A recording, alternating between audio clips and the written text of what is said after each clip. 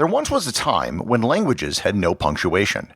Not only did they not have punctuation, but they also didn't even have spaces between words, and in some cases they didn't even use vowels. It was extremely confusing if you were trying to read something, so eventually people began inserting marks and characters into text to make it easier to read. Learn more about punctuation marks, and how and why they were developed on this episode of Everything Everywhere Daily.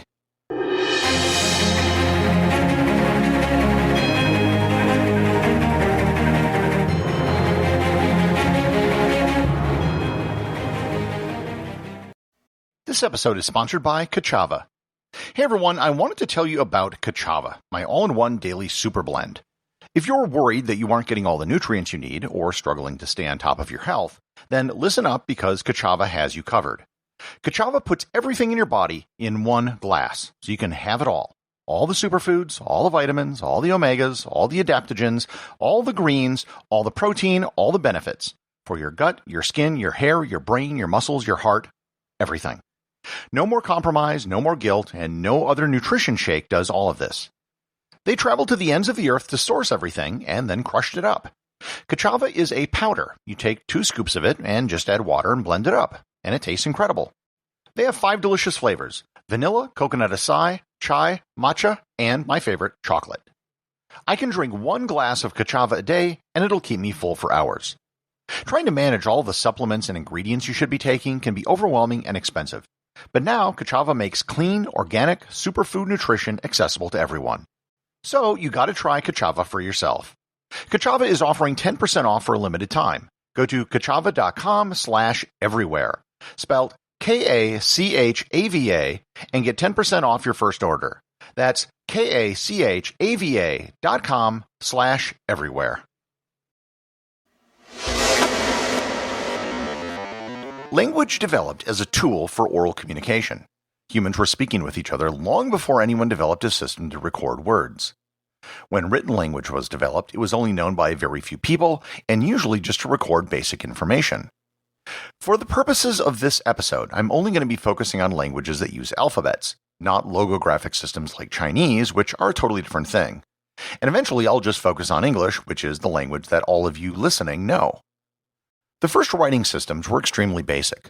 Some of the first alphabetic writing systems, such as Phoenician and Hebrew, didn't have lowercase letters, didn't use spaces between words, and didn't even use vowels. It is entirely possible to read something written without spaces, lowercase letters, or vowels. However, it's very slow going, and it's very easy to confuse what is being said. This type of writing became known as scriptura continua. In the ancient world, there were, relatively speaking, few written documents. It was expected that it would take time to read a scroll, and it wasn't something that you would fully grasp on the first read-through. There once was a 2nd century Roman writer by the name of Aulus Gellius who refused to read out loud a manuscript that he had never read before because he said he would mangle the meaning. So he gave the document to a bystander who could read, and the bystander did exactly that. One of the first people to attempt to use something like punctuation was the Greek scholar Aristophanes of Byzantium. He was the head librarian at the Library of Alexandria and was responsible for the many scrolls that the library held. He developed a system of dots that could be inserted into text, which would indicate where to pause when speaking. The dot was the only symbol he used, but he used it in 3 different ways. It could be placed low, medium, or high, depending on how it was supposed to be used. A low dot had the same function as a comma.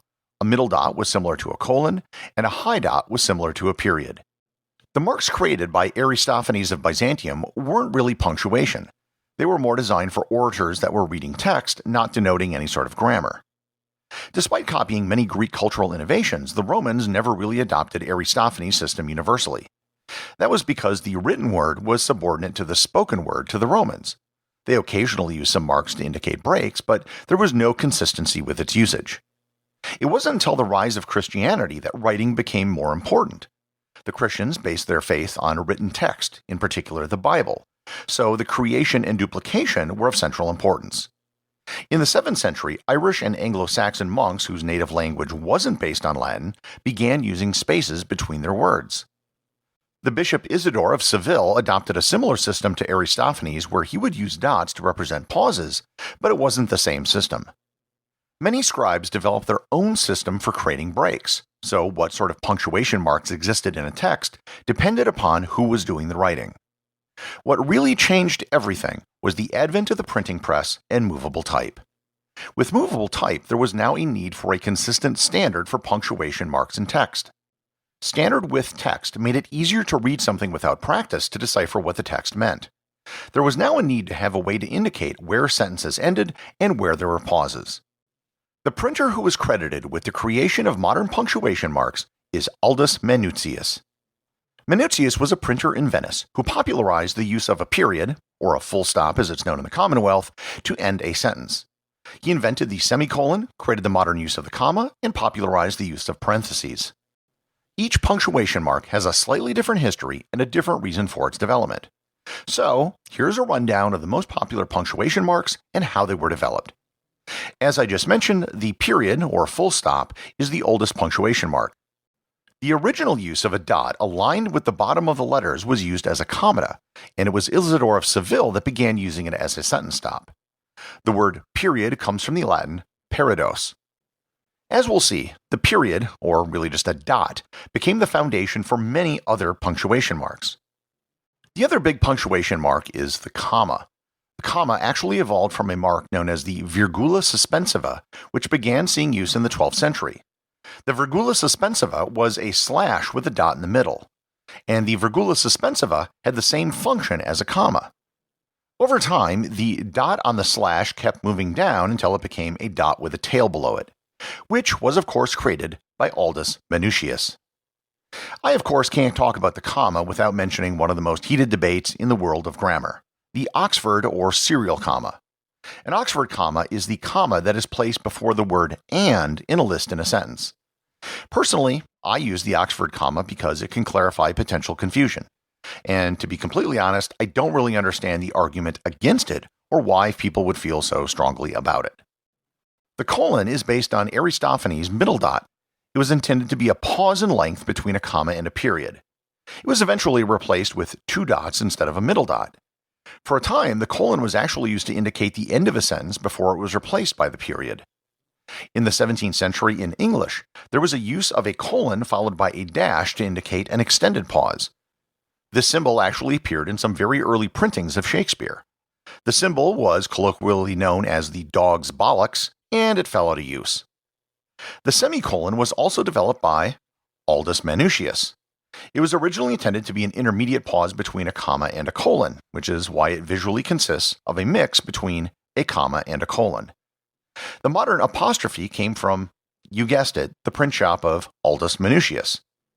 Its original use was what was called the French style. The French style is the use of an apostrophe to replace a sound, usually in a vowel in the articles li or la. If you see something spelt L apostrophe something that's French, that's the French style. This was eventually adopted in English in similar use for removing vowels, such as the word I'm, a contraction of I am, and it was later adopted for all contractions and then for possessives. The exclamation point was first developed in English in the 16th century. It was originally just a straight line over a period. It was known as a point of admiration or a mark of admiration, and the term exclamation point or exclamation mark didn't actually come into use until the 19th century. Many of the first typewriters didn't actually have an exclamation point key.